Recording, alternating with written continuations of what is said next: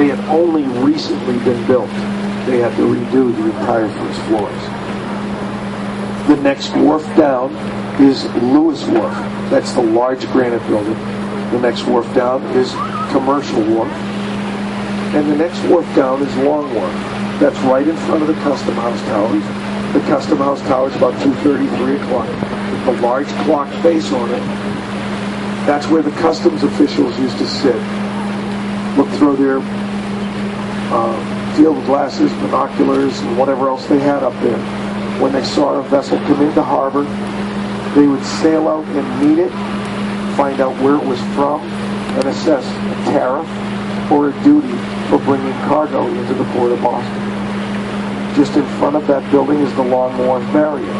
The architectural design was to try and design it to look like a ship. Maybe a little bit. Just in front of the Long Wharf Barrier is the John Hancock Counting House. John Hancock was a wealthy merchant, an importer-exporter. That's where he conducted his business. Do we have any Red Sox fans on board? That was a grinder last night. Anyway, one of the boats in harbor right now. He brings it up for the Red Sox season, sometime in March, in April, maybe as late as May, depending on the weather. The owner of the Red Sox, Mr. John Henry, his is the large white mega yacht to our right, at about 2 o'clock. That's docked at the Boston Harbor Hotel. He has a permanent crew of, I believe, 6. When he's in Boston, he picks up another 6 crew. They're constantly polishing the bright one. The 6th permanent crew would be his captain, an engineer, a first mate, a chef, a valet, and a appointment secretary. The others he pick up are wait staff and cleaning staff. On our right-hand side now is the New England Aquarium. The New England Aquarium just recently started taking on harbor seals again. They had given up on harbor seals for a while because the harbor was so dirty that none of the seal population that bring me out of harbor had returned.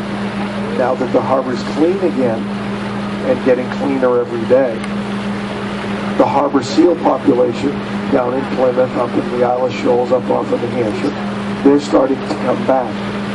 Therefore, they've taken on seals again. They used to have 2 really famous seals. The 2 seals that they had that were really famous, and one of them had a movie made about them, Andre the Seal. Andre the Seal adopted a family in Maine. Would summer in Maine. They would then drive Andre to the New England Aquarium because they didn't know what to do with him in the winter. The New England Aquarium would house Andre all winter long. And then Andre would bark and yelp until he got released. Once he was released, he would swim back to Maine this summer in Maine. He had quite the life. The other famous seal that they had was Hoover. Hoover actually had a display out in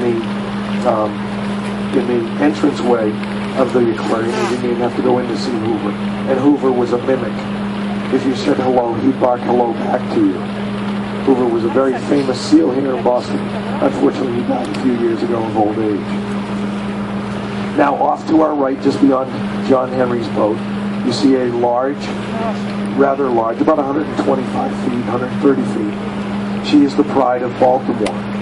You also notice that she has a square sail on her forwardmost mast. She has a gold stripe along her side. And seeing that large square mast, you might think, oh, that's a brigantine. 1 square sail, 1 regular sail, or fore and aft sail. Unfortunately, you'd be wrong. It confuses me all the time. You could